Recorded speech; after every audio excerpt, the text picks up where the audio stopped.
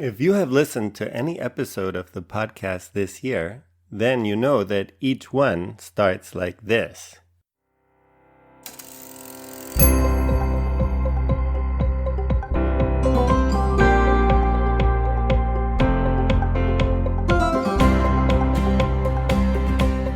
You're listening to The Accidental Bicycle Tourist. In this podcast, you'll meet people from all walks of life and learn about their most memorable bike touring experiences. This is your host, Gabriel Aldaz. Hello, cycle touring enthusiasts. Welcome to the holiday special episode of the Accidental Bicycle Tourist podcast. During the year, several of you have asked, who is the woman who introduces the show? Is that your wife, Sandra? The short answer is yes.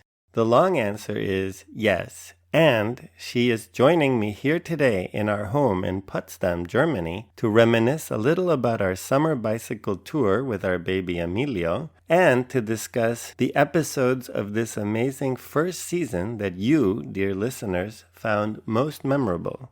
To make things cozy on this gray afternoon, we have made ourselves hot beverages and baked blueberry muffins. If we had a fireplace, the fire would be crackling. Unfortunately, we have to make do with the screensaver of a fireplace. Most importantly, we have shipped Emilio off to enjoy some holiday cheer at the neighbor's house. Well, this is a special episode of the Accidental Bicycle Tourist. You've been waiting all year for this. Sandra, thank you for being a guest on the Accidental Bicycle Tourist podcast. Thank you so much for having me. You're happy to be here. I am. This is really exciting. And I have to say, I'm a bit nervous. Other people told me, I was nervous. And I was like, nah, this is fine. Gabriel's got to edit it all. And now I sit here and go like, oh yeah, I feel you. Something very interesting happened to us just a few days ago. Popular here in Germany is something called an Adventskalender. These calendars are usually large rectangular cards with 24 small doors, one for each day of December leading up to Christmas. Which is in Germany celebrated on the 24th. Right. So this is meant to be started off on December 1st, and then it goes all the way to December 24th, and you open one door every day. All kinds of companies have advent calendars. The more obvious ones are something like chocolate, but you could have perfumes, you can have tea advent calendars. Beer and gin or alcoholic beverages are coming in big these days too. That's right. Every day, 1 liter of whiskey. I think it's more the smaller sizes. Okay. You never know with these German traditions. Of course, all of us have our own Advent calendars, but we actually got one from a good friend of Sandra's, and it's one for couples to work on together. On December 10th, there was an interesting one that challenged both partners to think. And in German, the sentence that we got behind the door was, An diese Situation im Sommer denke ich gerne zurück. So that means I think back fondly about this moment during the summer. And I thought of a moment, and Sandra thought of a moment, and it turned out to be the same moment. And yeah, we actually had to think of that moment from the perspective of the other person. And from our own, obviously, because then we had to say what was correct for the other person guessing for us. That was funny because we looked at each other and I thought, darn, I think I have the same situation that you might have. Definitely. And it was so. And now, Sandra, can you explain the moment? Yeah, so that we thought both of that moment where we ended our last day. Yeah, ended. And that's an important word. Where we ended our last day of our bike tour with our little son, Emilio, who was then 10 months old, roughly. Yeah, so he had been sitting in the trailer all the time.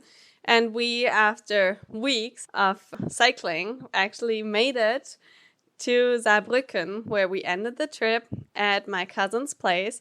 And it was fabulous. It was actually my birthday. And they were waiting for us in the garden with a bunch of really delicious cakes from their family-owned bakery. Yeah, we just arrived. We had a shower.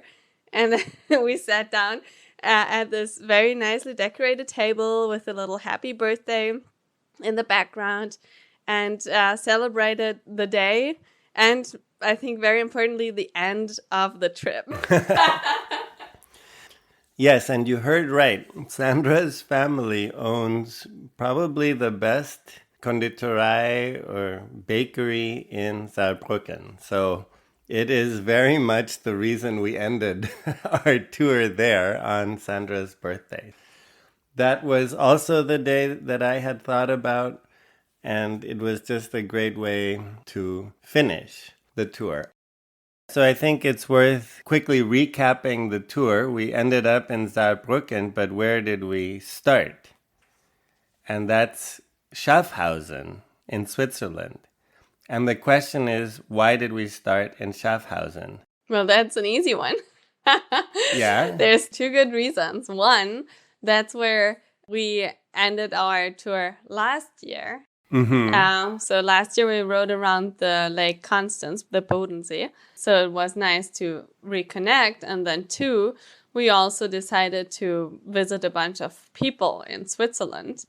But then the question is, why did we want to connect to the tour we did last year? That's right. And that's because we have a crazy long-term goal. A big, hairy, audacious goal. Ah, A BHAG. nice. A BHAG of bicycling around roughly the perimeter of Germany. That's right. Your crazy idea. I'm tagging along.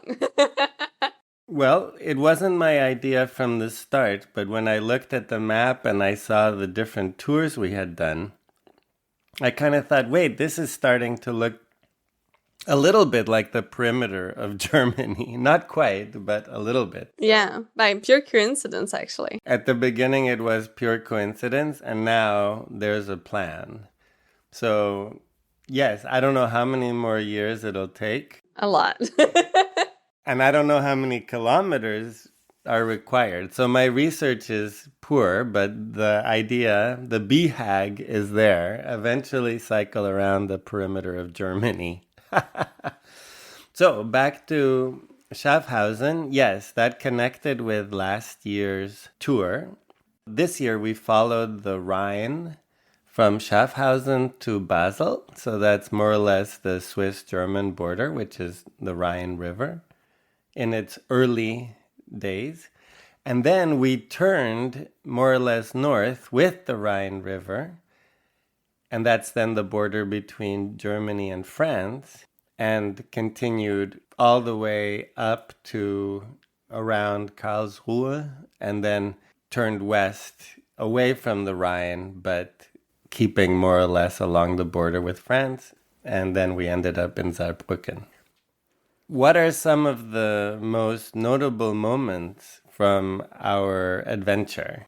I think one important moment is actually before we started out, because I was really cracking my head over how does the setup look like for traveling by bicycle with a baby. I was not sure about what kind of sleeping equipment we would need and like what kind of an inflatable mattress do you have for a person that's small. And so I actually did quite a bit of research on that just to find that there's hardly anything on the internet, because most people probably think that is crazy. As we also heard on the episode with Milène and David, touring with a small child, it is not something most people do. And it was difficult to agree on a setup and then also go with that, because it is so many unknowns and you really want to get it right, because you don't want to then have your kid get a bad cold or a bladder infection because you didn't pack correctly. A bladder infection. Whatever. Oh my goodness. So that was really an important part, and I was a little bit stressed out to have like the right hat and the right whatever equipment for Emilio. And yeah, I'm glad it all worked out, and I can recommend breastfeeding is really king on a tour like that, because it gives you maximum freedom to feed the kid whenever it's hungry without having to resort to, oh, we need to make a proper break, we need to cook something or warm some food. I can say that has been awesome. Very, very practical. Yeah, what were some memorable moments?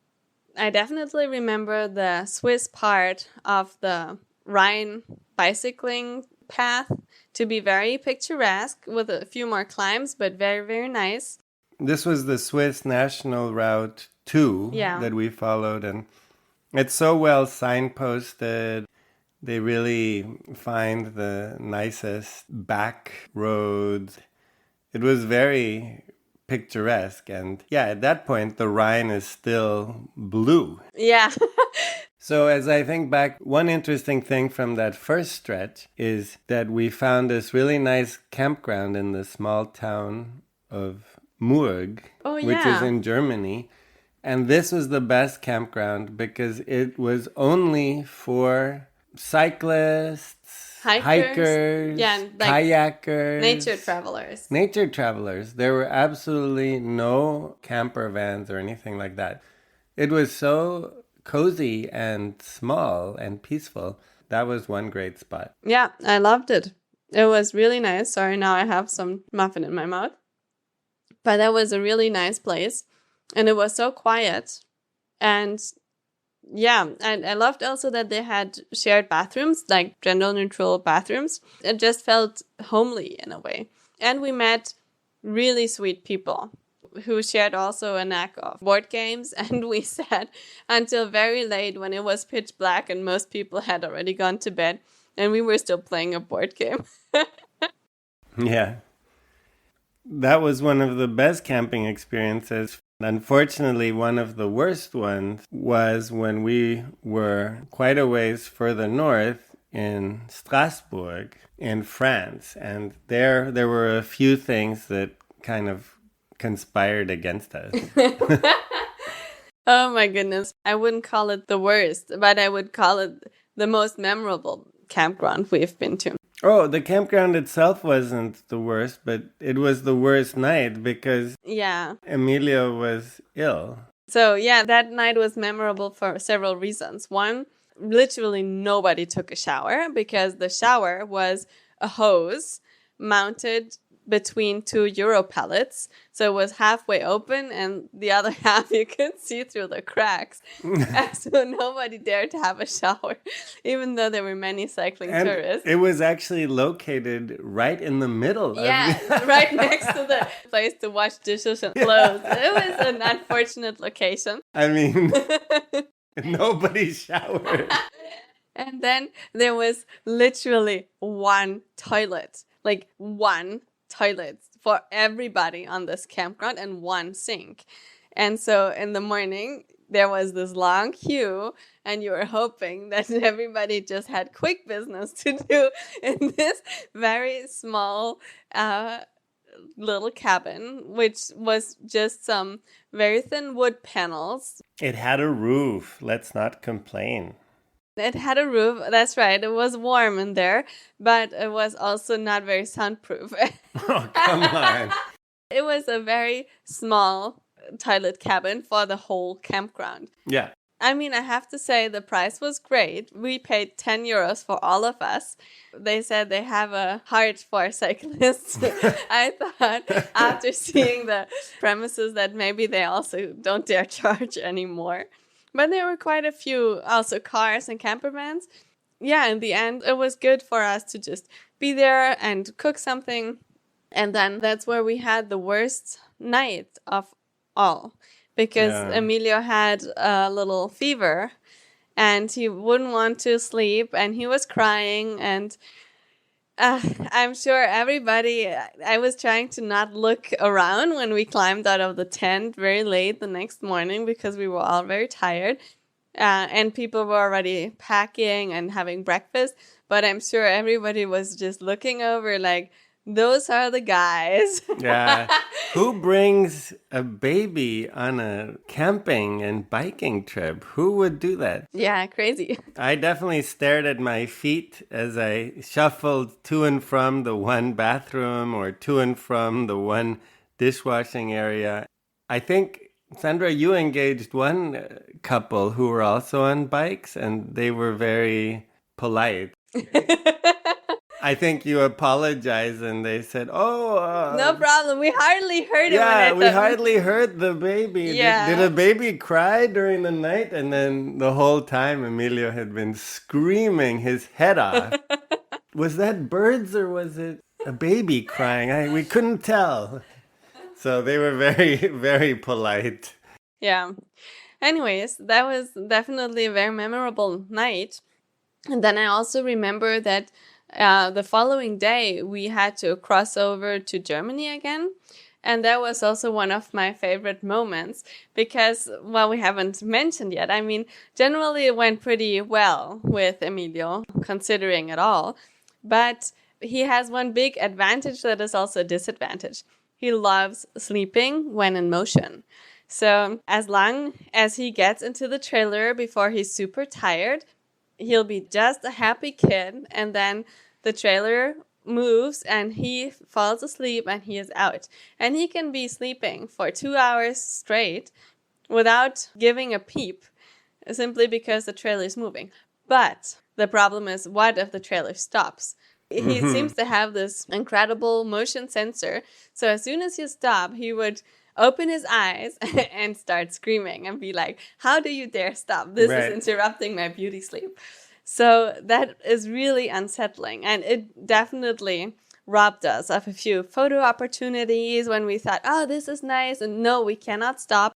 So there are quite a few places where we had to just keep going because we thought if we now stop, this is going to result in disaster, because then he would also not easily fall back asleep. It was so extreme that sometimes you would even shop for groceries, and I would circle around the grocery store time and time again. And that's where I'm getting, because we so badly wanted to buy croissants and baguettes in France before crossing the border back to Germany. And we were on the lookout, and you were like, look, there's a boulangerie. And I said, great. And I said, now what? And you said, I keep going. And then you were just going up and down the road in front of this boulangerie. Yeah. And I got off the bike and bought our provisions for lunch. And then we got going again. It was crazy. And there have been those moments where we thought, oh, we don't know where we are, or we need to find a place for, like, I don't know, a snack in the afternoon because it was a longer day. And we stopped just to look at the Google Maps and find a cafe in Basel, for example. And Emilio woke up immediately and he wouldn't stop crying. And we figured, oh, we're still in the outskirts. It's 20 more minutes to get to a hard cafe. He was like, okay, I want to get out of here. It's warm. I want to move. I have slept enough. And so that can be a bit tricky. Yeah, and I do understand that it was August, so he was sometimes very, very hot. And so when we pulled him out of the trailer, he was quite sweaty. I can understand waking up sweaty and wanting to get out of there. Absolutely. I mean, it's also a long time for a small kid to be 4+ hours in the trailer. So usually we try to time it to go about 2 hours after breakfast. And then we had a longer lunch break, so he would stretch his legs and get moving and eat some food. And then we would go another 2.5 hours in the afternoon. But then there were some days that were longer because we just had to cover more distance, or we had some climbs in between. And those were usually not so well received by him. There's one more story about our trip that I'd like to tell, and that is our crazy journey home by train. However, before we get into that, it's time to find out which episodes you, the listeners, found most memorable during this first season. We're going to introduce the 5 episodes in chronological order and discuss them briefly. Also, I am excited to report that the guests on those episodes graciously agreed to do a quick follow-up with me. One of them in person. So, here we go. The first episode that was among the most memorable is episode 5. 2 Canadians Rolling Through Cuba with Jim and Susan Allman. That was a really cool episode. I have to say, I absolutely loved it because it gave great insights into the country and its culture. Since I've been to Cuba myself, I could absolutely relate. And I felt so bad for them on their trip. They were 4 people and 1 bicycle got stolen the first day. I thought, oh, I also managed to get my wallet stolen the first night of my arrival. There seems to be something to it. Welcome to Havana. Yeah, that's right. But in the end, they made it work out all fine. And that's the most important part. One thing that also struck me was the food poisoning they got from this water well that was right next to the chicken Coop? Chicken coop. Oh, goodness. Poor people. But that's part of being on Cuba and getting the real adventure, I suppose. Yeah, and that was even at a casa particular, not just in the middle of nowhere. They were served that water. I think the stomachs of Cubans are a bit more robust than those of non-Cubans. Let's listen in on that one. Hi there, Jim. Is Susan joining us today? No, Susan had a conflict that she didn't want to break. She walks once a week with these friends. She has left me on my own, Gabriel. No problem. You'll have to let Susan know that your episode was rated the funniest of the season by the listeners. Everybody got a big laugh out of your Cuban adventures, and I did too. That's nice. I even got a couple of people asking if you'd be back for another episode, if you had more adventures from other tours. Well, we sort of shot our bolt, Gabriel. Yeah, that really was the extent of our silliness, you know? I do know from talking to you over the years that you've done other cycling trips. I know you did a tour somewhere in Canada and also an e-bike tour in Portugal. We did an e-bike tour in Portugal, and we did the eastern coast of Canada in Quebec with a group of people, our friends. And so that was sort of funny because we drove across Canada with the bicycles because it turned out we didn't know anything about Quebec. And at that time of the year, actually on that week, everybody moves in Quebec. And so we had every intention of renting a van when we got there, and you couldn't. There was absolutely no way that you could rent anything in Quebec anywhere that week. So we took all the bikes and a trailer, and Susan and I drove across Canada and then met up with everybody else. And then and then the other thing we did that was really stupid, we had cycled in the islands. And so Blair Irwin, who was with us, he decided that it would be very romantic if we continued as if we had just gotten the ferry from New Brunswick. We headed all the way east to ride back to the west because we hadn't done enough research, directly into a headwind for the whole week. Haha, there it is again. This is a common theme among my guests, not paying attention to which way the wind usually blows. I remember that in Cuba you even said you have to bike from west to east. Yeah, there you have to go west to east. Absolutely, yes. As it turns out, that's exactly the same in that part of Quebec. You have to be going west to east, and we weren't. Mm-hmm. It was very difficult, I would say. Everybody else flew home, and then we had to drive back with all of the bicycles, right? Which I don't think I would do again. Yeah, so that's another trip that we did. Portugal was fun, and we took Susan's sister, who was not a bicycle rider, which was both incredibly dangerous and lots of fun. Because the bicycles that we have, they have a toggle switch like an accelerator, right? And so you can take off from standing, which is wonderful. But the bikes that we rented over there didn't. And so that was her most dangerous, was when she was first trying to take off, and she'd be very wobbly, and she'd wobble out into traffic. Portuguese drivers accelerate first and ask questions later. We had a couple of close calls. That was a beautiful, beautiful trip. We were in the Algarve, but not on the coast. We were in the mountains. Well, mountains, they're hills. And riding through cork forests and eucalyptus forests. Oh, they take your gear ahead of time to the hotel. You know where the hotel is. They give you a map. And so you can get there any way you want, and you just ride you can make it a long day or a short day. And then you get to the hotel and your room is ready. And then the next morning you have breakfast, get on your bikes, ride to the next destination. Very, very nice, a very nice way. I'd never done a tour before. And it was really worthwhile. I would recommend that to anybody. Yeah, that's nice. Not have to worry about your gear. Well, we did get lost. We didn't have GPS. We just had map directions, and it was sort of like, turn at the White House. Mm-hmm. And, it's Portugal. Well, that's changed now. Yes. Everybody gets a GPS device with turn-by-turn instructions. You must have done this during the early days. Very early days, yeah. I'd like to wrap up by asking if you have any updates from Cuba. Well, it's just that it's horrible there, Gabriel. Still Worse. Actually worse, yes.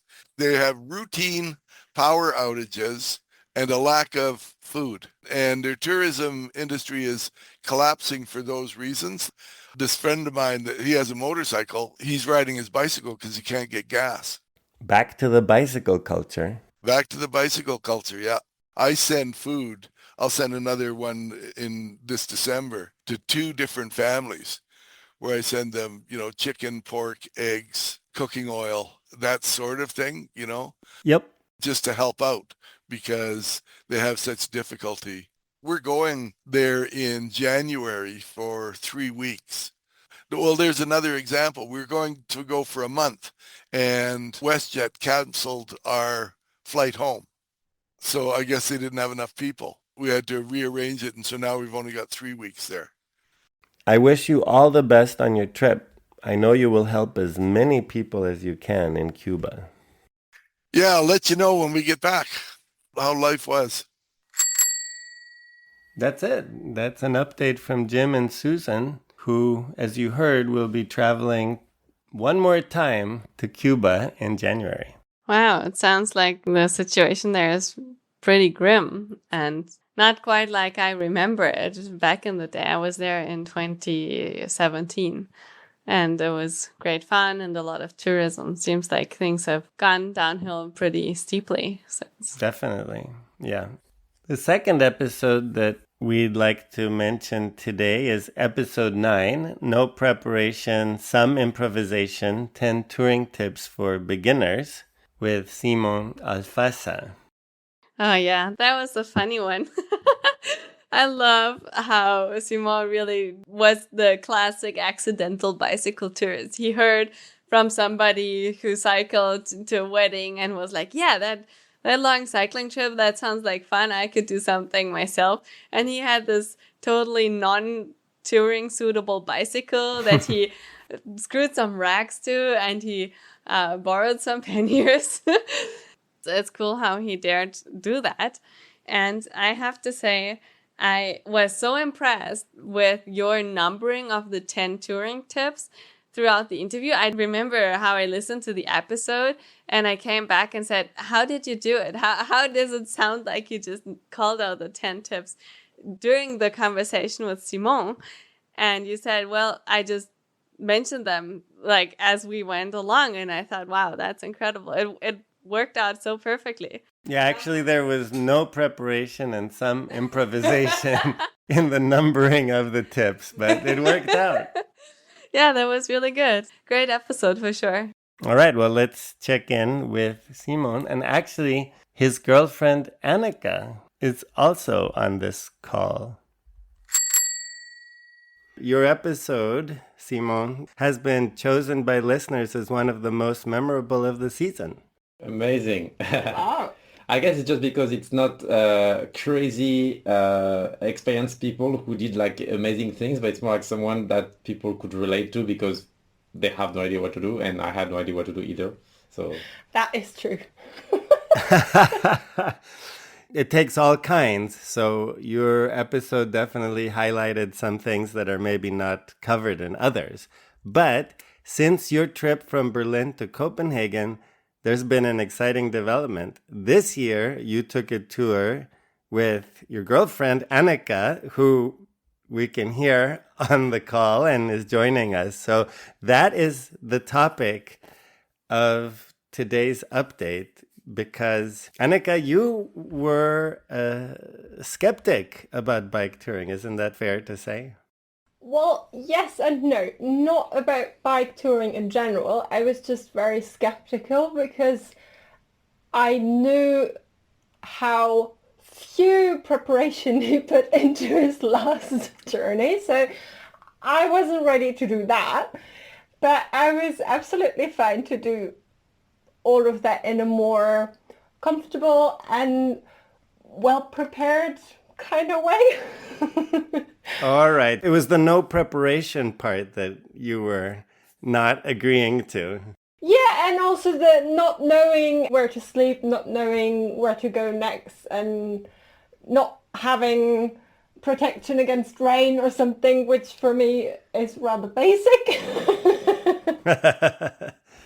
Well, that is one of the classic debates in bicycle touring is how much to prepare and how much to improvise. So it sounds like you were more on the prepare in advance front. Oh, yes. Simon, how did you react and what did you do differently this time? So I was for sure way more prepared. And also I wanted Annika to like this trip. So I was actually super cautious into like how to not fail too much with regards to like preparation, to like wrong planning, wrong path, wrong hills. So like I wanted to take it very chill and low-key so that she actually enjoys bicycle touring. Like I'm basically aiming at the long run here. Which was successful because I was very happy and I'm ready to do it again. Oh, there it is. You heard it here first. Annika signs up for another tour. Next, it'll be South America. Well, let's see where the road leads us. That's exactly right. Let's see where the road leads you. Simon, what are the parameters of this trip? How many days? Did you stay under a roof? And where was it? Yeah, so it was in like around the Müritzsee, which is a lake north of Germany in Mecklenburg-Vorpommern, which actually was part of the region I crossed at the time when I did this trip to Copenhagen a few years back. And it lasted around a bit more than 10 days, I think. And we definitely like slept on actual hotels or like It was houses. not a hotel. Yeah, it there was was- an Airbnb. Exactly. Basically, we had two accommodations. So we moved like once between those two, but we had also a lot of day trips, like coming back to the same place, which was also like something that made it much easier. I see. Yeah, and also that was one of my conditions. I didn't feel like camping and cycling at the same time because I thought if it's going to rain for 10 days straight, then I won't enjoy this. But it didn't rain for 10 days at all. Oh, that's good. The other benefit of being based in only two places is you didn't have to carry much gear on the tour. That is true. Okay, and that area is fairly flat as well. Well, yes and no. It's flat compared to what other people do, like if you go to the Alps, but it was less flat than expected. There were still some hills. Yeah, there was curiously still some kind of hills. So basically, we were looking at the map and it's like a lot of lakes. And we were always like, as long as you stay around the lakes, it must be flat because that's how things work. Turns out there was a lot of hills between the lakes. So it was not as flat as promised. We still definitely managed. It's completely doable. Just something that we were careful about when planning. But there was one hill that kept coming back, and there was Exactly. no way around it because we always had to go through this one little village, and there was a hill. It's completely doable. It's just not fun. So yeah, but we managed. We managed. Absolutely. Good for you. And then the bike that you had used, we know is no longer with you. We know you donated it. So very quickly, which kinds of bikes did you each have? What's your bike, Annika? Your bike is a touring bike? It's a touring bike, and steel you frame? always say my bike is really good. It's so really good, yeah. It's relatively light, steel frame, really good condition. So I think her bike is very good. Mine is slightly more used, but also fine, like compared to what I had. I think that was one of the charming things of your episode, not only the lack of preparation, but also this most unusual bicycle. Absolutely. Is there anything else that you would share about your trip? Well, maybe it was not only biking, so we had some compromises because I also like canoeing. So we went to Miro, which is a very well-known part of Mecklenburg-Vorpommern, and there we had 2 canoeing days. So we cheated a little bit, but we still had to get there by bike. Yeah, that's not cheating. That's a multi-sport tour now. Absolutely. Yeah, I have to be honest, for me that was also part of the charm because I really like canoeing as well, and also the diversity. So we also had one day where we did neither, so we just like walked around a little lake and enjoyed a little picnic. So it was more diverse than maybe just a bike trip. Absolutely, but that's also part of any bike trip. Is like you don't have to be on your bike like 24/7. It's completely fine, and it was super enjoyable. That's absolutely right. Sounds like a great time, and thank you for sending that photo. You look happy on your tour, and glad to hear that there might be more. Absolutely. That was a cute story. And I love how Simon was very careful to make sure that Annika would actually enjoy the tour so that she would be ready to sign up for another one. So yeah, it sounded like a very much beginner level tour, reminding me of our first one, even though we still camped, but we didn't go long distances. Right. Well, he said he was planning for the long run. So you want to start off nice and easy and make it a good experience, which it sounds like it was. Yeah, it sounds really like a pleasant vacation. I'm ready to do something like that.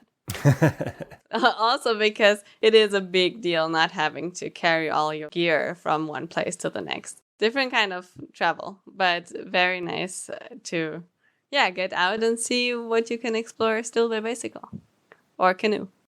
The next episode chosen by the listeners is episode 10, Chasing Summer Around the Globe.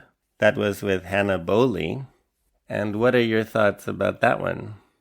Well, this is one of those episodes where I like how the connection came into being. Our friends Marius and Clara happened to run into her on their vacation and established the connection. And here you go, having a new interview guest. That is pretty cool. What was interesting is that she actually had a full year traveling around the globe with her bicycle. That must be so awesome. And then at the same time, there was this really spooky episode where she had a heat stroke, and since she was traveling alone, had it not been for this really nice, I will call him landlord, the owner of the place she wanted to stay at, who then decided to look out for her and actually see if he would find her somewhere along the road. Had it not been for this guy, she could have been in big time trouble. So it beautifully illustrated the beauties of going solo and also the perils you may run into. That's right. And specifically, the heat stroke was something that several listeners mentioned. So let's check in with Hannah. Hannah, your episode, and specifically your heat stroke, was mentioned by a number of listeners as one of the most memorable moments of the year. So I don't know if that's good or bad. I guess it's good because you pulled through, Yeah. but also bad because everybody could understand that you went through a very difficult situation at that time. Yeah.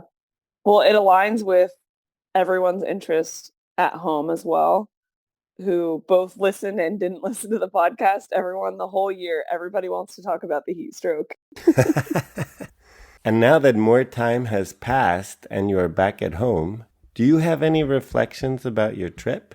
I think I realize why it feels more shocking to people, because now that I've had some distance, I actually can't believe it happened and that I am as okay as I am. I did write not a letter because the quote lodge owner, he doesn't really receive mail consistently because he's so remote in Vietnam. So I ended up writing him an email.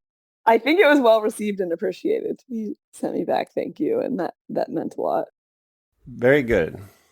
As you know, many people who are touring for a while, when they get back, they experience some kind of reverse shock or something like that from getting back to their normal lives after being occupied by touring-related concerns, such as how is the bike doing? What's the weather like? Will I get any food today? Do I have a heat stroke or not? How has that gone? Yeah, I got back and decided immediately to go to Target to just get some things I needed, like shampoo and deodorant and just some basic necessities.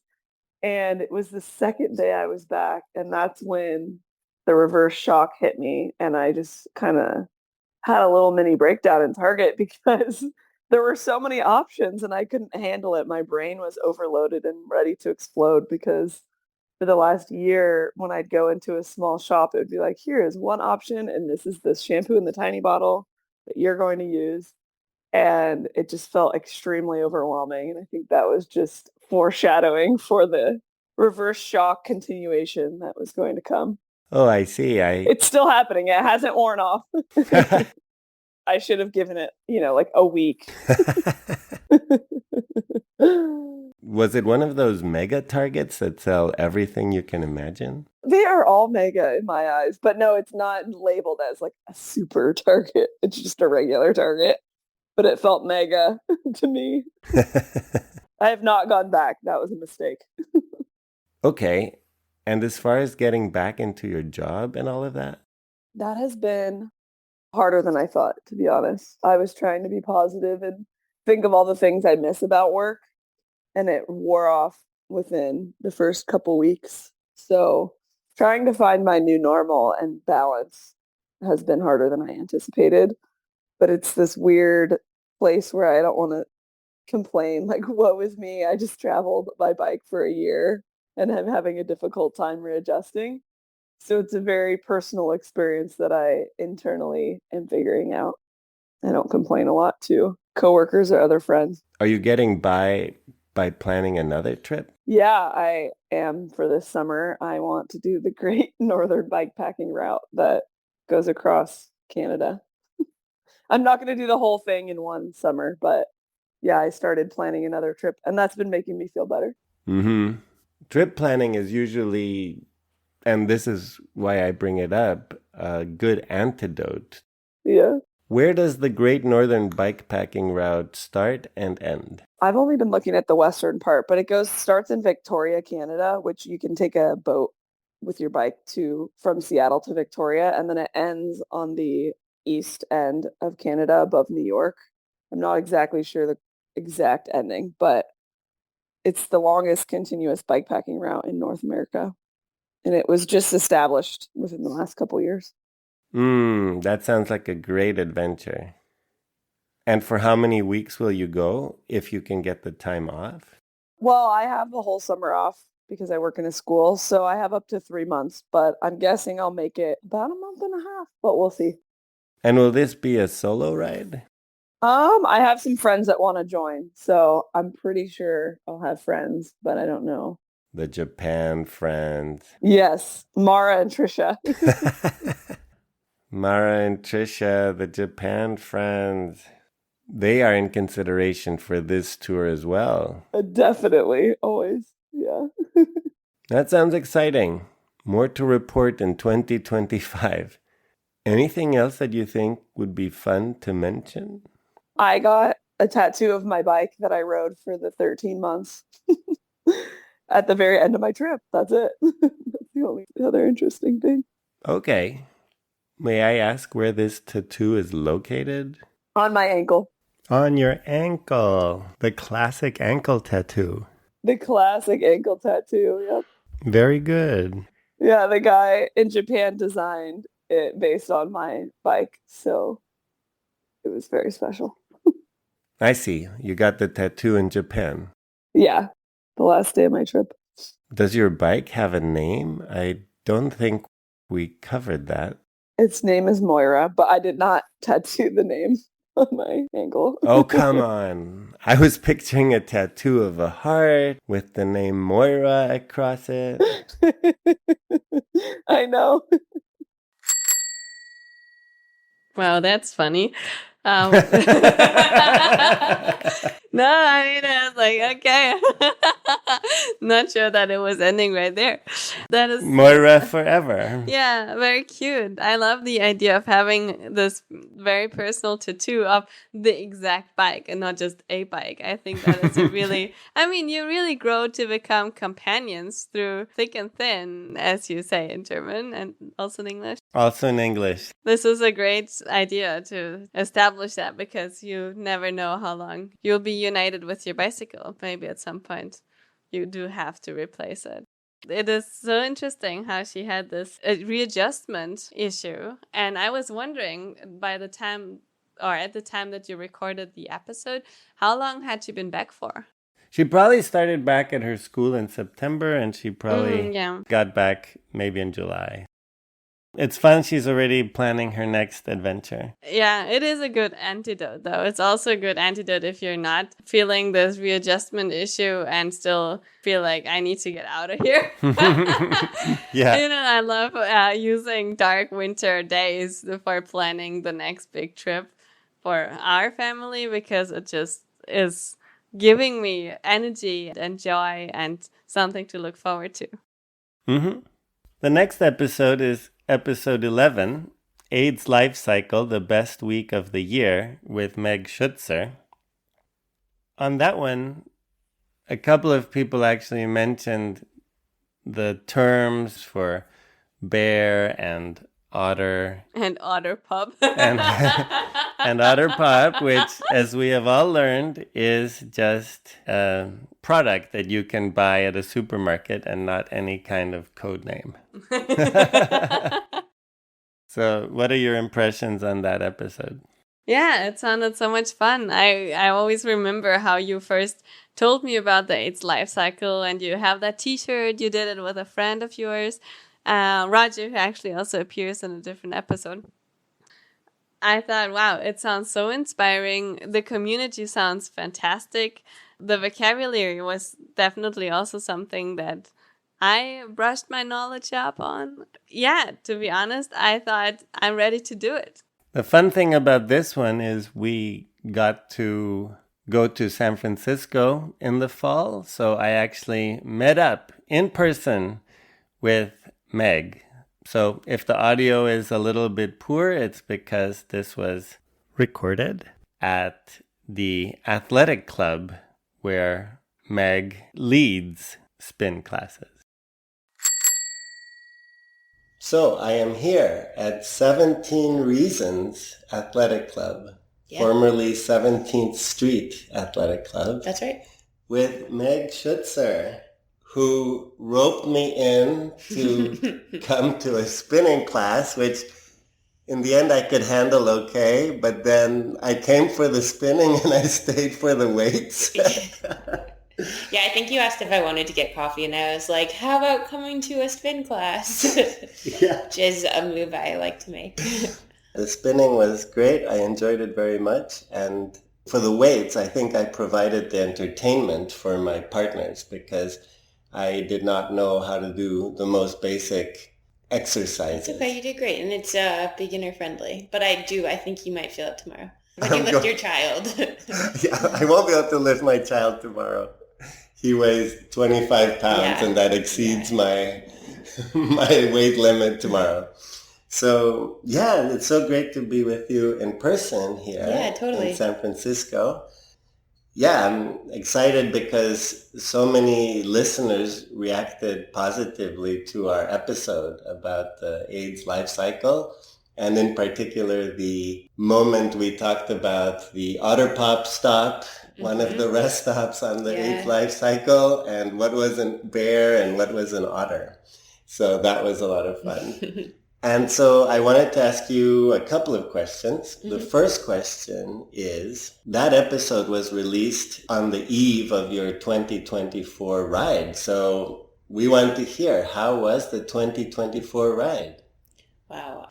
The 2024 ride was amazing. I think per usual, AIDS life cycle, just so much fun.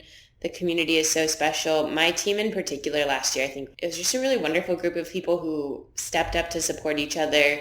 We had some of the fastest people on the ride and some of the people who were I don't like to be the slowest, but they were in the back. And it was really amazing the way we all still came together, and when some of the people who were taking longer were finishing at the end of the day, others would come out and cheer for them. It was really wonderful.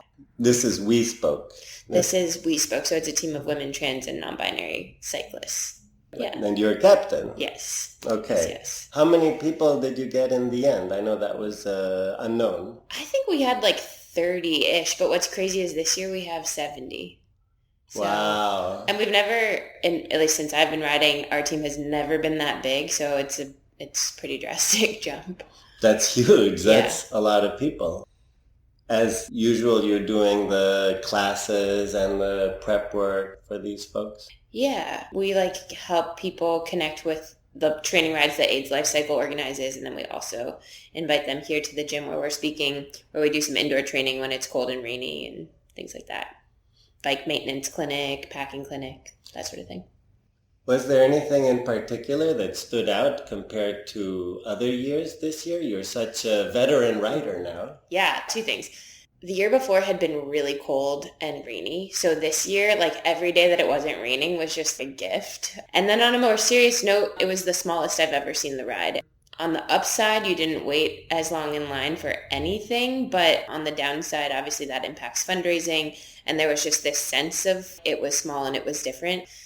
And speaking of that, I have mentioned in a previous episode where I talked to my good friend and riding partner, Roger Levy. Roger. Yeah, Roger also had a great experience with the ride, of course, in 2016, but we talked about how we still wear that old t-shirt sometimes, and I was actually approached by a man who said he'd ridden the AIDS life cycle many times, and he also informed me that 2025 was decided to be the last year. So I guess what you saw in 2024 kind of hinted at that maybe it wasn't economically feasible. Yeah, that rumor was going around during the ride this year that fundraising had gone down, but the cost of putting on the ride had gone up exponentially. And then the AIDS life cycle announced that it is, in fact, going to be the last year in 2025. I'm saddened by a lot of things. I think the loss of the fundraising for these organizations, the SF AIDS Foundation and the LA LGBT Center, one.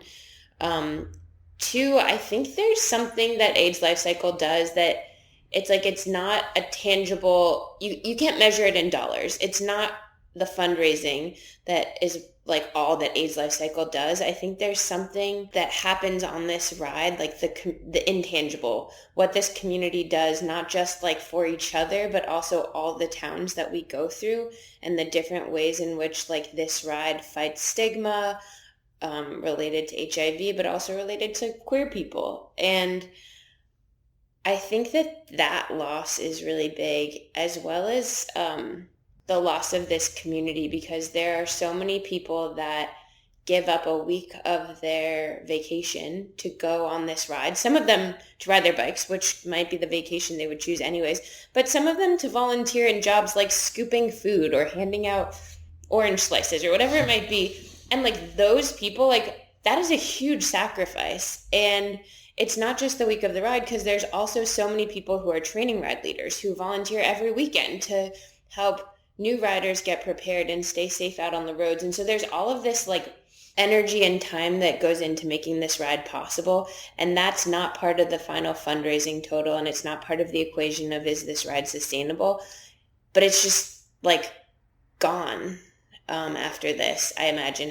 I don't know if there will be any way to channel that towards something else. And so that's part of the loss, in addition to like the loss of the ride, the loss of the money that would go to these organizations, you know, the things that are maybe more obvious. Yeah, and when I asked Roger what are his memories of the ride, he really said that he and I went into it not really understanding the community that was around it. And it's important for so many people in so many different ways, for the riders who might train and then get to accomplish the ride in the way that they can, or for the people who get so much out of volunteering and helping others, and of course for the actual organizations who can then get the money and help people. So yeah, it's pretty big, and it feels like such a quick end in a way, that it goes from this huge event, which has been going on for 30 years, to zero. Yeah. And I don't know if there's a way to maybe scale it down or do something, but have you thought about that? I think that the ride staff are thinking about what could happen in future. And I've heard like maybe there will be a weekend event, and maybe there will be something in Northern California and something in Southern California, but they've been really clear that like there will not be a 7-day bike ride from San Francisco to LA that's organized by these groups. Well, I don't want to end this on a sad note, so Right. Is there anything positive we can take away from this? No. I mean, okay, well, I did mention earlier, our team has 70 people, and the ride for this year, being the last year, sold out very quickly. And I think that, you know, we have this one last week of our AIDS life cycle lives to like really build something special. And I think that week is going to be incredible. So there's a lot of momentum going into this final year, and maybe we'll come out of that with something that we don't know what it is yet, that will come from this community and this ride. So that's as hopeful as I can get right now. I'm like, I'm really excited about AIDS Life Cycle 2025. This is my favorite week of the year, and I'm like not ready to process that it's the last one. So like that's the positive, like just being in the moment. And like where we are right now is like we've got a ride to prepare for. We've got a team to help get ready for it. Biggest team we've ever had. Sounds good. Yeah, and maybe when you can next lift your arms over your head after that weight training, you'll, I don't know, like build some future ride. Sorry, I had to like get a little dig in. Oh man, you know, I really was hoping to do this big cycle event with you one day. And next year is already sold out, and that's it. I really feel a bit bummed out. And I'm also sad for the community, because it really sounded like this totally special event. Unfortunately, events like those die sometimes, and I really hope some other cool event maybe comes to life. Yeah, I'd be surprised if there was nothing at all to replace it. But as Meg said, the 7-day ride from San Francisco to Los Angeles is no more. Yeah, things move on. And we're moving on to the final episode of the holiday special, and that is episode 17, Adventures of a High-Tech Nomad with Steve Roberts. Boy, did I get some comments on this episode. I can totally imagine. I mean, sorry, I have to just say it. Steve is a total nerd. Oh, come on. You are too, in some ways. But wow, in the sweetest way, you know. It was very interesting to listen to it, and I was impressed by how well he remembered all the different stages of the development and who he had collaborated with to make his bicycle the machine that it came to be. Wow, it's crazy. And I have to say, I'm not like a tech pro, but I could at least roughly follow everything that happened, and I am so impressed. And it's also so crazy to think how things have developed since then. You know, it felt a little bit like this Back to the Future story where he was proud to be able to geolocate his bicycle on a map, and everybody was like, "You're kidding me." That will never happen. That's impossible. And also, it was incredible how he made his bicycle speak. Hello, I am Behemoth. I think I would have totally jumped backward if a bicycle had talked to me like that on the street. Stop trying to steal me. I will call the police. Steve, a number of listeners were astonished by what you were able to accomplish in the 1980s. Some of the listeners weren't even alive at the time, but I think many of them could recognize that what you did was way ahead of your time. Oh, that's cool. Specifically, there was one technological advance that amazed listeners. Remembering that there are a lot of cyclists in the audience, can you guess the one thing you did that really stuck in people's minds? Oh, gosh. Oh, God, I don't know. The security, the LEDs, I don't know. I have no idea. It was the handlebar keyboard.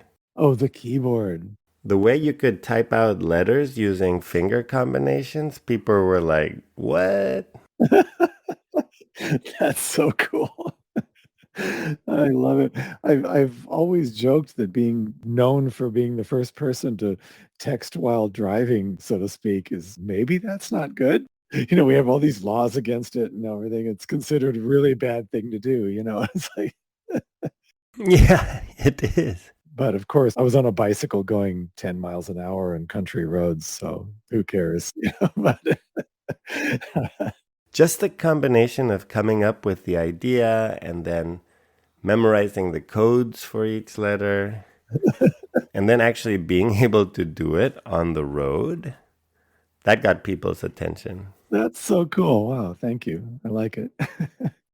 I just have two follow-ups. One, we of course talked about your bicycle called the Behemoth, which sits inside the Computer History Museum in Mountain View, California. Listener Mike, also in California, tipped me off that you have a second item on display in the museum and that it's also called Behemoth. Yes. Yes, silly me with the confusion of that, but I built one of the really early personal computers in 1974. It was an 8008 system, wire wrapped from scratch. Another 6-month project, and it is there also. I've sort of stopped calling it Behemoth just because that's confusing, but I believe it's still listed that way. Okay. And of course, it was an acronym because I can't help it. And that was from some silly night when I was staring at this thing and I called it a badly engineered heap of electrical, mechanical, optical, and thermal hardware. So that's the other Behemoth. Oh my gosh. I can't believe it. It's a sickness. I know. It's Okay, well, that was very interesting. Oh, thank you. I must admit, I missed that during my visit to the museum. I think the bicycle and trailer must be much bigger than the early personal computer. Yes, it was a 19-inch rack panel, I think maybe 5U. Classic front panel with lots of LEDs. There were no kits yet. I needed a computer, so I designed one. Classic.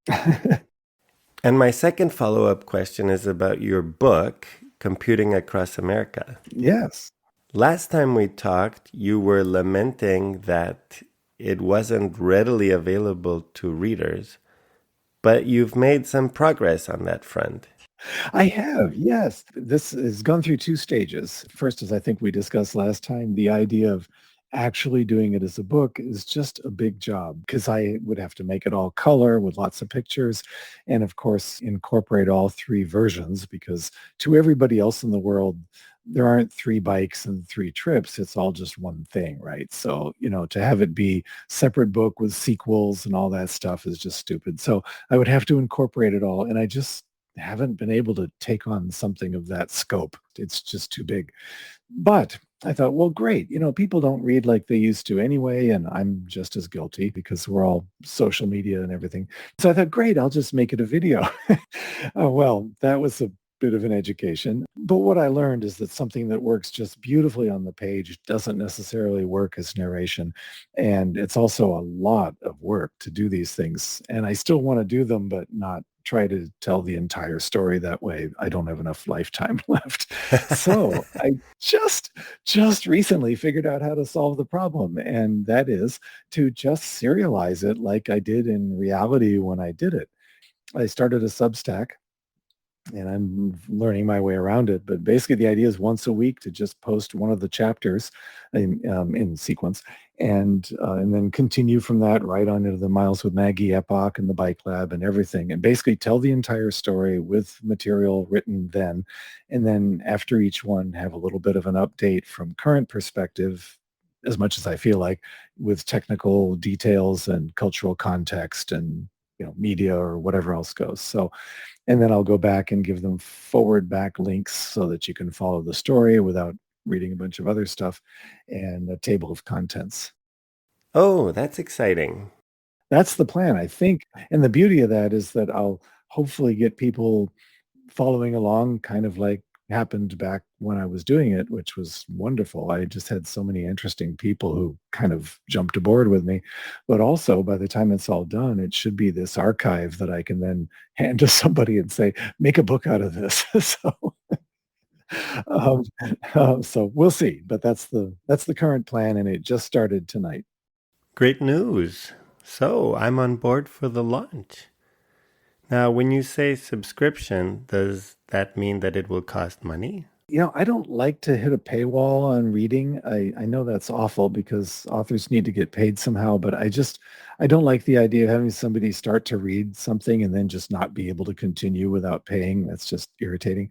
And likewise, I don't want somebody to get 10 chapters into it and then get this thing that says to read more, send me money. So I'm going to make it free with the hope that enough people will find it worth supporting voluntarily that it hopefully will generate some income. So that's the current plan. I don't want to make it an unpleasant experience for people to get into it and then be stopped. So because I'm a reader on some things that do that and I don't like it. Well, I'll definitely put a link to the Substack in the show notes. Oh, cool. Thank you. I have to say, I was already impressed with the first acronym for Behemoth.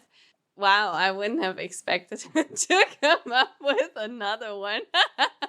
I know. Like he said, it's an illness. It's really cute that there is a new chapter of the book released every week. That almost sounds like an advent calendar, but just for the whole year. I love that. This is like a podcast, but book style. Substack. Mm-hmm. That concludes the episodes that were considered the most memorable by the listeners.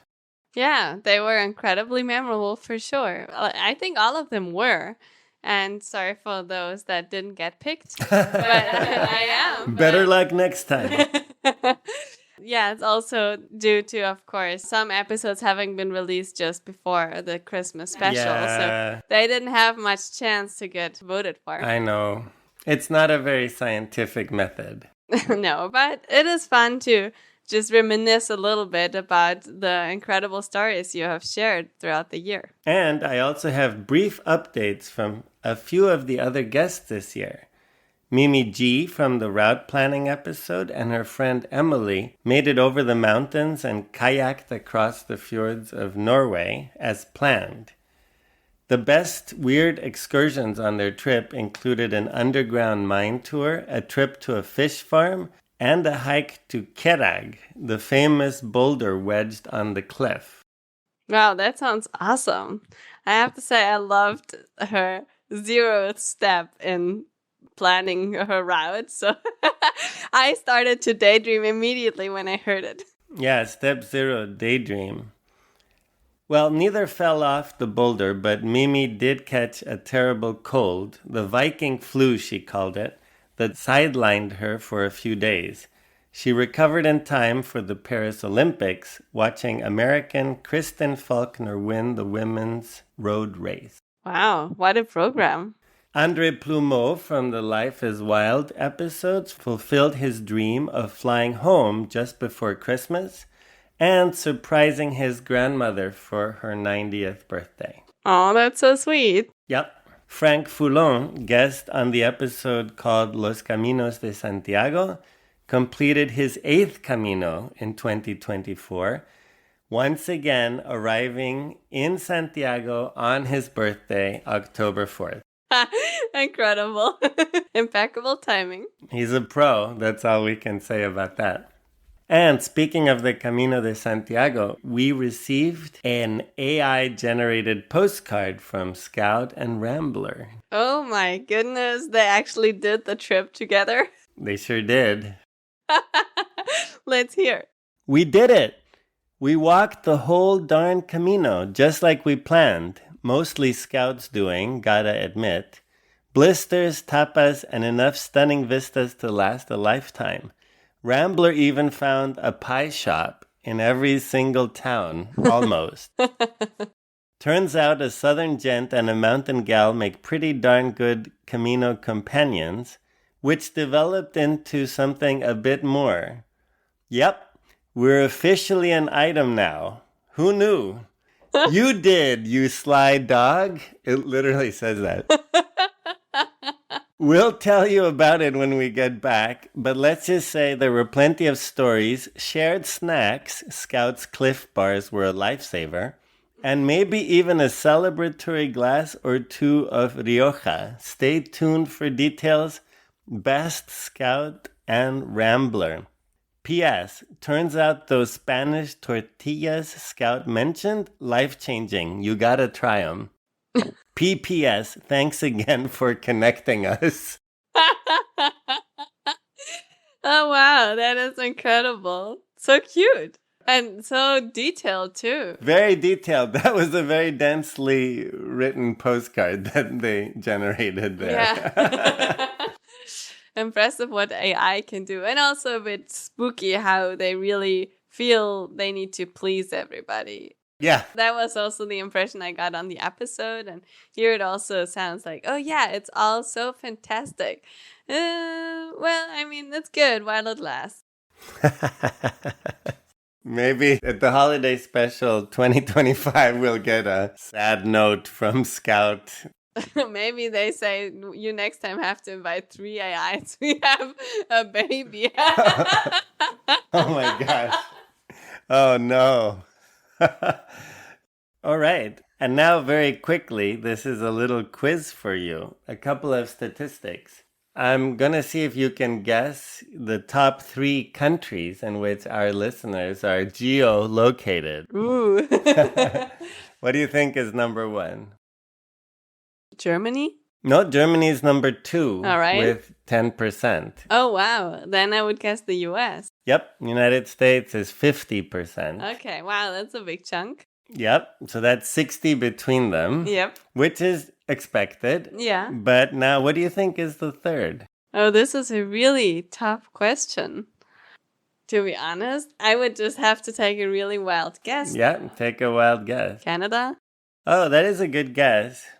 It's actually the United Kingdom with 9%, which is crazy because Germany is 10% and United Kingdom is 9%. And I've heard from a number of German people, and I have literally heard from no listeners from the United Kingdom. It's the silent minority. The people are listening, they're not saying a word. Very surprising. The other question I had was about the platforms. What do you think was the top platform on which people listen to the show? Oh, this is really difficult. I mean, I'm totally bad at this. I can only talk about myself. So I use Spotify. Spotify is number 2, 20%. Then maybe Apple Podcast. Yep, Apple Podcast is number 1, 37%. Do you have a guess for number 3? Google Podcast? That is not YouTube. I don't know. Google Podcast was discontinued. Yeah, that's why I'm saying that's not YouTube, isn't it?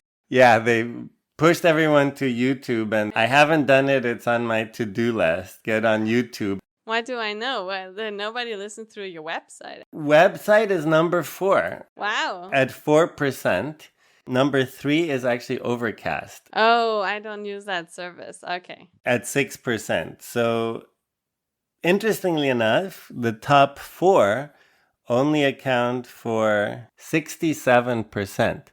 After that, there's a very long tail of other platforms that all have a small number of listeners. Crazy. To wrap up, the last thing we have is a tale of how we got home.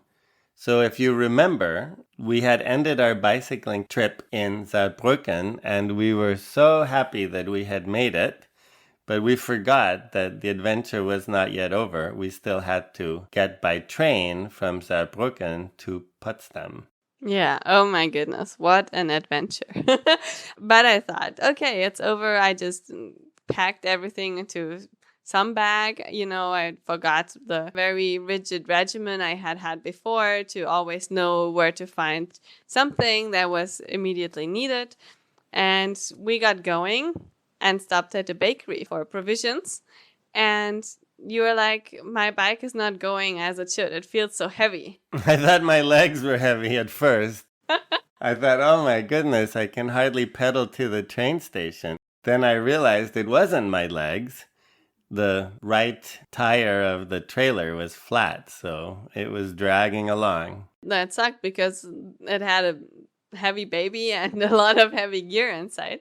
So we decided that you would just get going. It was raining, of course, and I couldn't find the pump. Well, the whole time we knew exactly where the bike tools were, but after the trip, we thought, who cares? Yeah, we just we threw made it it. somewhere. We made it.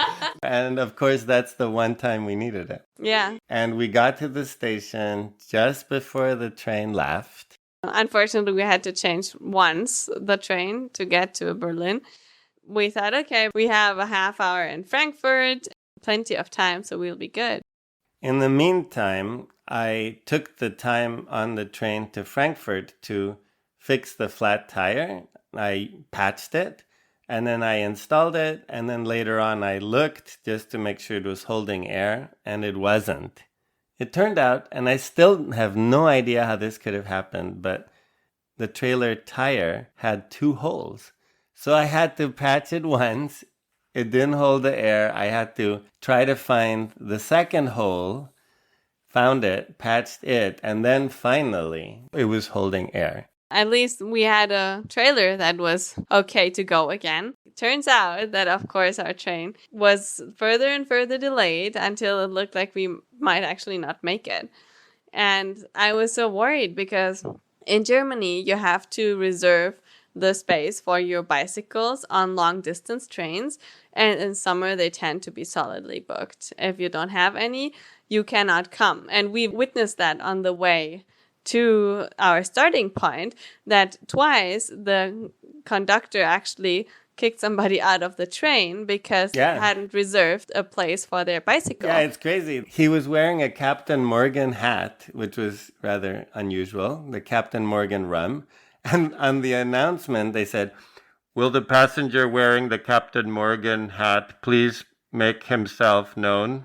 And then the next thing you know, they were taking his bike down because it was booked and that extra bike was blocking the passageway because there wasn't a little hook for it to go into. And that's ooh, look out. Oh, no. This is a major emergency hazard. exit. Emergency. Can't do it. So next up, Captain Morgan, his dog, and his bike thrown out. And then the other person could claim their reserved spot for their bike. Yeah, so we witnessed that twice and we thought, okay, I was really nervous. I thought we really have to make our train because otherwise maybe we can get easily to Berlin, but our bicycles can totally not.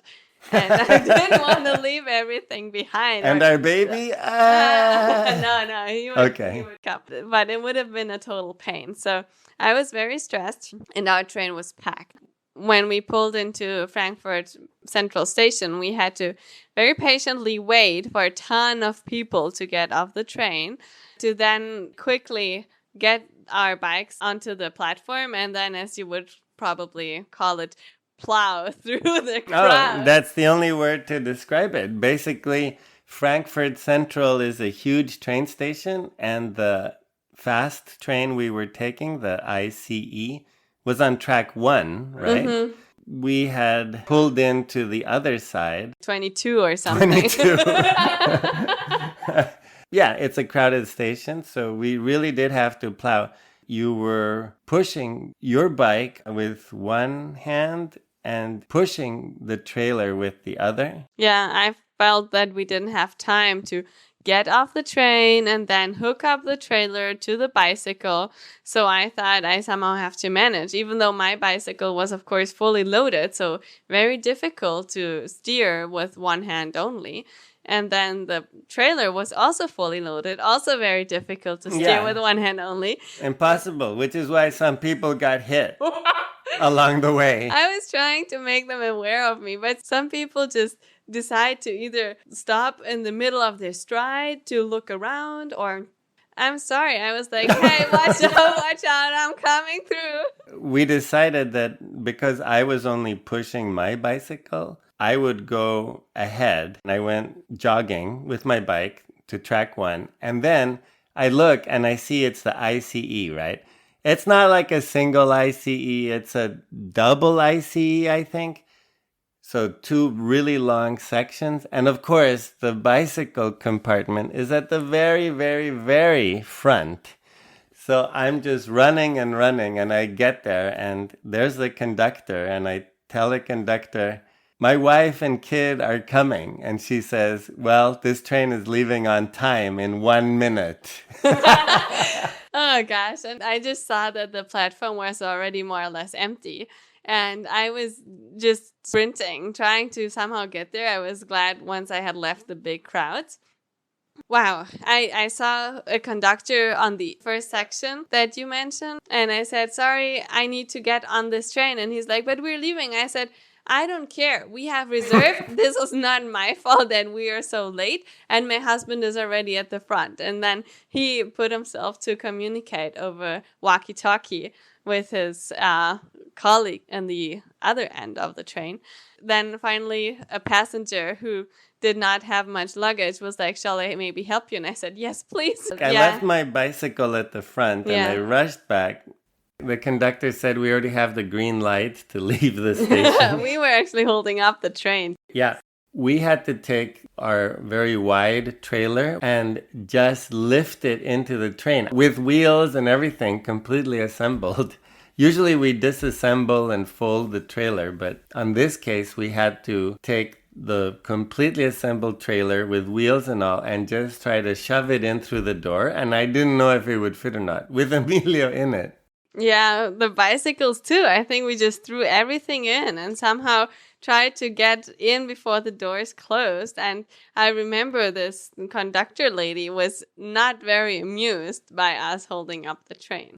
No, not at all. For a moment, I thought the trailer would get stuck. I knew the bicycles would go in, but I had this image of the trailer getting stuck at the wheels.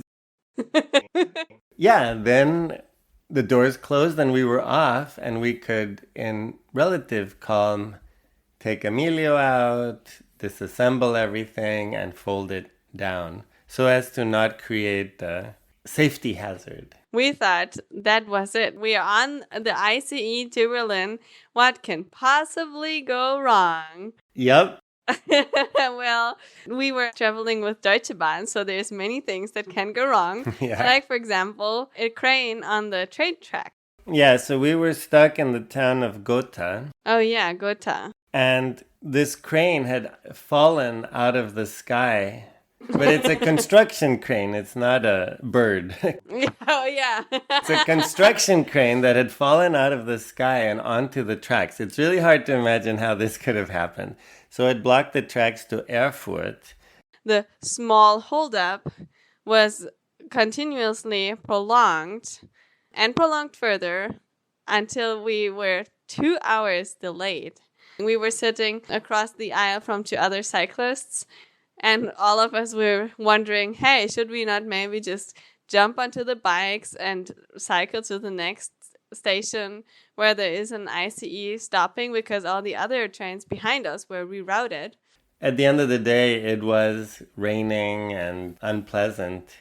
And we were also not sure if we could take the bikes on those ICEs, because as mentioned before, there's only 8 places for bicycles, and if they are full, then that's unlucky you.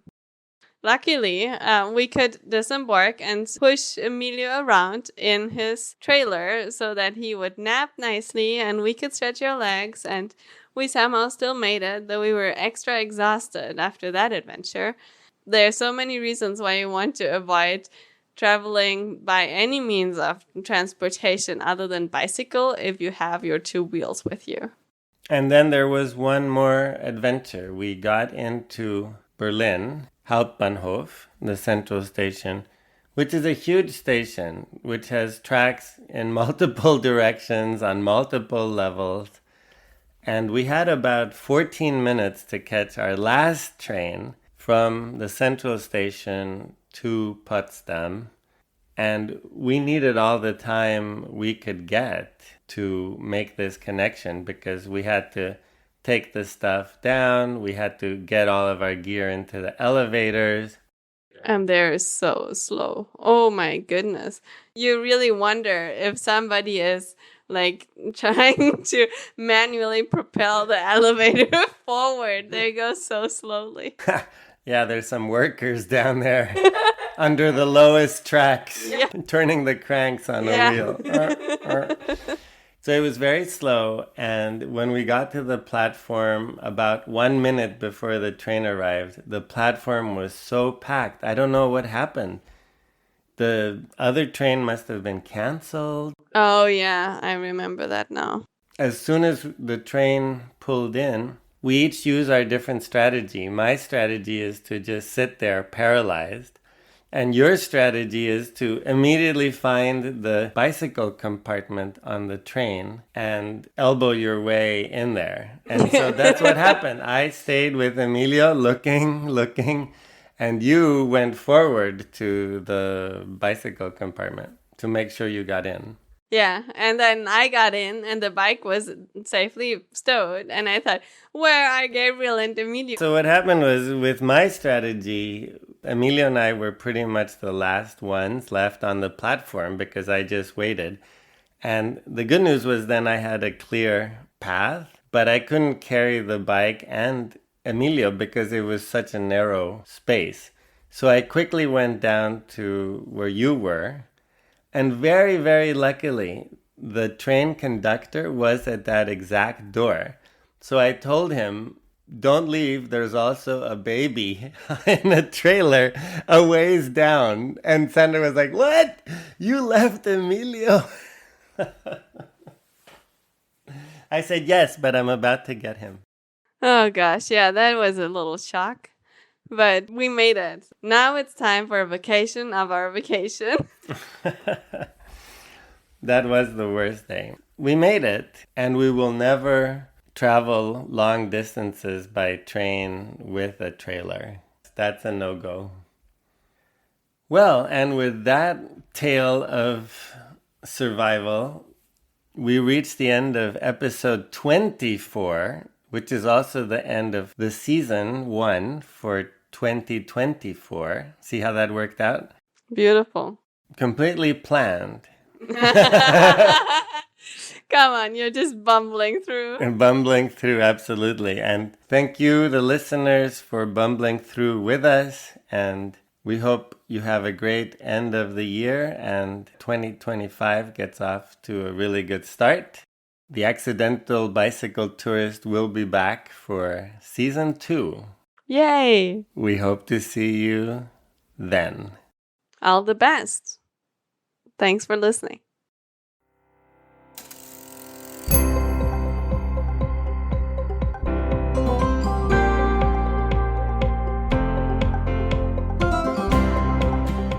The transcript for this episode is available on the Accidental Bicycle Tourist website.